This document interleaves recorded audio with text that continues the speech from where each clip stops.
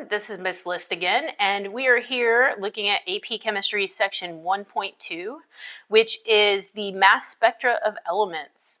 So you might have noticed when we were looking at that ptable.com that not every molar mass, and in fact very few of them, are whole numbers. We have here, it is 51.996. Now that should not make a lot of sense. If you know anything about how atoms are structured, the atomic number tells us how many protons, and the mass number should be protons plus neutrons. So in reality, this should be a whole number here on the periodic table, but we see that it's not. Can you have a fraction of a proton or neutron? No, you have one or you don't have one. There's no half a neutron, and there's definitely no 0.996 of either of those. So where does this number on the periodic table come from? Well, that is called an average atomic mass. What is reported on the periodic table is called the average atomic mass, and this is based on all the different isotopes of chromium. Chromium, turns out, has 4 different isotopes, and they're listed here on this table. And an isotope is an element that has the same protons. If they had different different protons, this wouldn't be chromium anymore. It'd be some other element. But they have different masses. And the reason that they have different masses is because they have different number of neutrons. So chromium 50 would have 24 protons. All chromium has 24 protons. But chromium 50 has 26 neutrons. And chromium 52 would have 28 neutrons. Chromium 53 has 29 neutrons. And chromium 54 has 30 neutrons. Again, if we change the number of protons, we don't have chromium anymore. So this concept of isotopes is based on the neutrons. Now, because protons plus neutrons give us the mass, that gives us varying mass numbers. So how do we get to the periodic table? Well, this is done by what's called a weighted average of all the isotopes. A weighted average essentially takes into account all of the isotopes and their percent abundance. This is also sometimes referred to as the relative abundance. So basically, these percentages that are listed here tell us how often in the universe chromium is that type of isotope. So for example, chromium 50 only occurs 4.35% of the time. Chromium 52 is the most common isotope. It appears in the universe 83.79% of the time, 9.5 for the chromium 53, and for chromium 54, only 2.36% of the time. So scientists do a calculation to get the average atomic mass for each of the numbers on the periodic table, and it's done like this. It's always going to be skewed towards the most abundant isotope, but the average mass is going to equal the mass of the isotope times its percent abundance. And this is important to remember. We want our percents to be in decimal form. And then we're going to add it to the next isotope times its percent abundance. So that is a time sign. Sorry, my pen is messing with me here. Those are time signs. So if we look at our example here for chromium, I'm going to take 49.95, that's the mass of the chromium 50 isotope, times its percent in decimal form. Again, to get it to decimal form, we want to divide it by 100. So 4.35% is 0.0435 in decimal form. And I'm going to add it to the next isotope times its abundance, plus times the next isotope times its abundance. And I'm going to add those all together. Now, this is very similar to how your grades are usually calculated. If a teacher says that 80% of your grade is worth tests, they're going to do a similar calculation. So to get your final grade, they would take 0.8, that's 80%, times your test average. And then let's say that 20% of your grade is homework. They would take 0.2 times your homework average. And then they add them together, and then that's how they get your final grade. Well, this is very similar to that. We are going to add up, and however many times we need to do this for however many isotopes there are. Chromium seems to have 4 isotopes. There are some elements that have 7 or 8 isotopes, and we would just keep adding on. So we would do this calculation with 8 isotopes. Some only might have 2 isotopes, so it'd be a much shorter calculation that way.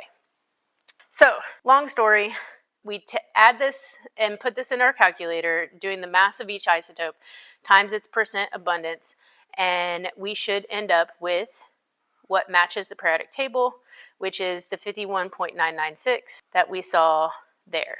And so that literally is where those numbers come from. It's a weighted average of all the isotopes in an atom. Now, where did this number come from? How did they know that the percents were what they were? And that's where this concept of mass spectroscopy comes in. And we're not going to get too much into the details of how a mass spec works in this video. There are videos out there that talk more about how mass spec works, but for this we're keeping it short and to the point.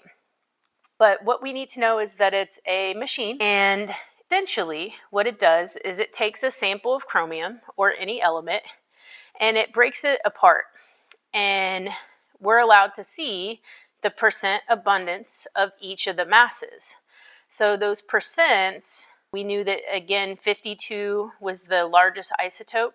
We were able to get the information that was up here on this data table simply by putting it into this machine called a mass spec. So these numbers, the percent abundances that are here, those all got measured using a mass spec. And the mass spec instrument spits out a little graph with this information, and this graph is called a mass spectrum. So we just need to know how to use it and how to read the mass spectrum. Here on our x-axis we have atomic mass, and the AMU stands for atomic mass units. And then on our y-axis we have the percent abundance, which tells us what percent that isotope is reading at. This is our example of chromium.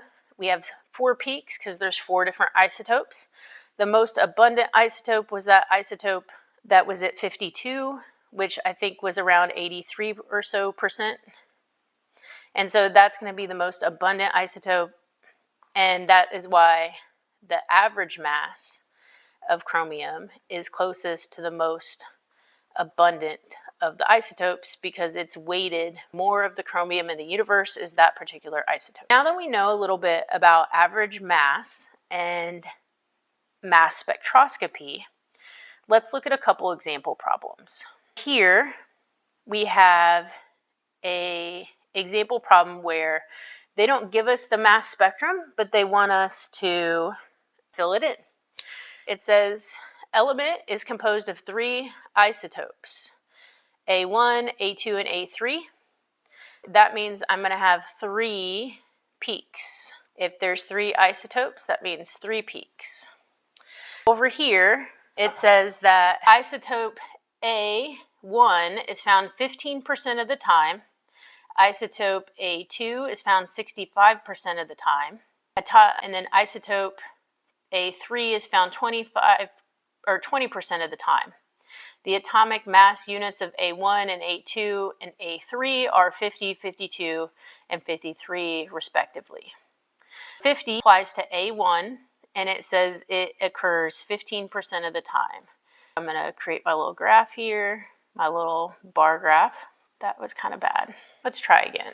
Again, I'm not so great with my pen yet. So 15%, about halfway in between. And I'm going to label that A1. And then it says at 52 is where A2 is, and A2 is found around 65% of the time.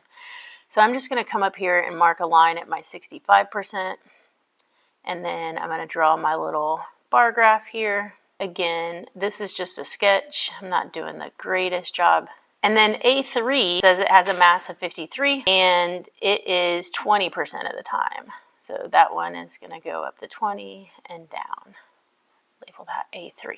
What I've done is I have created an example mass spec based on the data that they gave me, which is what they asked me to do first in letter A. In letter B, they want us to determine the atomic mass. The atomic mass is that average mass calculation that we did. It's also known as the average atomic mass. So this is where I'm going to take the mass of each isotope times its percent. The first isotope had a mass of 50 and it was 15%. I'm going to multiply that times 0.15. I'm going to take the next isotope, which was isotope 52, and I'm going to multiply it times its percent in decimal form, which was 85%. And then I'm going to do the final isotope, which was isotope 53, times its percent in decimal form, which was 20. My average atomic mass is 51.9, and then the label for average atomic mass is AMU. This is answer B from down there. This was A. Check.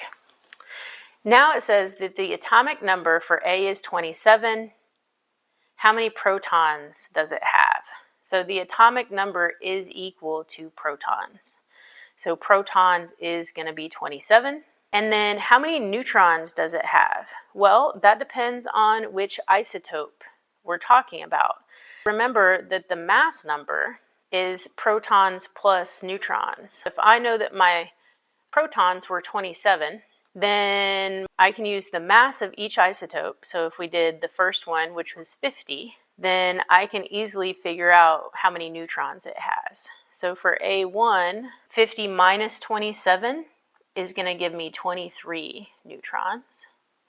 For A2, it's going to be 52 is the mass minus that 27. So it's going to have 25 neutrons. And then for isotope 3, it has a mass of 53. So 53 minus 27 is actually going to give me 26. So A, B, C, and D. All completed. Now the next one gives us a couple of mass spectra, and they want us to determine which element this is likely to be, and then to give some reasoning as to why we might think this. So first thing I would do when I examine this is I see that I have a mass of 35 to 37. And so next thing I would do is I'd go to the periodic table and see, do any of these ones have masses around or in between 35 and 37? And the one that is closest to those average masses is chlorine. So chlorine does have an average atomic mass, is 35.45 for chlorine. My reasoning here is going to be chlorine has an average mass of 35.45. So again, that fits in between, and the most abundant peak is going to be closest to the average. And in this case, our most abundant peak is peak 35. It's going to be closest to 35.45. All right, so now we have another example here, and this one has a bunch of isotopes. We've got 1, 2, 3, 4. I see 5 peaks. 5 different isotopes for this particular element. Again, the mass is going to be somewhere very close to 90, maybe a little bit higher than 90. It has to fall between 90 and 96 because that's how averages work. Averages can't be bigger than the largest number, and they can't be smaller than the smallest number. I know it has to be between 90 and 96 because those are my smallest and biggest isotopes. It's going to be probably closer to 90 because it's always going to be closer to the most abundant peak or the highest peak. And so if we were to look at these on the periodic table, we want to be looking for one that has a molar mass that's closest to that. Let's go ahead and just bounce over to our periodic table. So tungsten, if I click on tungsten square, it has a mass of 183. Well, that's nowhere close to 90, so I bet I can mark out tungsten. Niobium has a molar mass of 92.9. Ooh, that's close. So I'm just gonna write here next to 92 point, was it 9 or 09? I think it was 9. 92.906. And then zirconium was actually right next to it. Zirconium at 91.224. So this is a little trickier because in the first example, chlorine was the only one that had a number that was close to 35 on that list. But here we've got a couple of choices. Plutonium is P, and it has a molar mass of 244. That's nowhere close, so I can go ahead and mark that out. So this one's tricky because we're split between two different things here. So which one is it?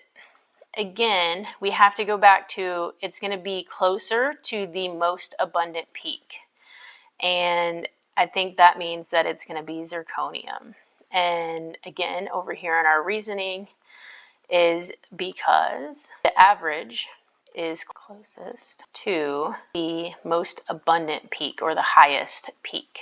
All right, one final example here and then we'll wrap it up. So this one has two isotopes here between 85 and 87. And so again, I want to look and see which of these guys have masses that are closest to 85. And if we were to go to the periodic table and look through these similar to what we did last time, we're going to find that rubidium has an 85.47 and strontium right next to it is 87. So if we look at those two choices, I have 85 and this one's 87. However, oops, I drew that in the wrong spot. Rubidium is 85, strontium is 87. So because I have two choices here, remember it's based on the most abundant. So it's going to be rubidium. And again, we're going to say because the average is closest to the most abundant peak. All right, and that wraps up 1.2. Thanks, y'all.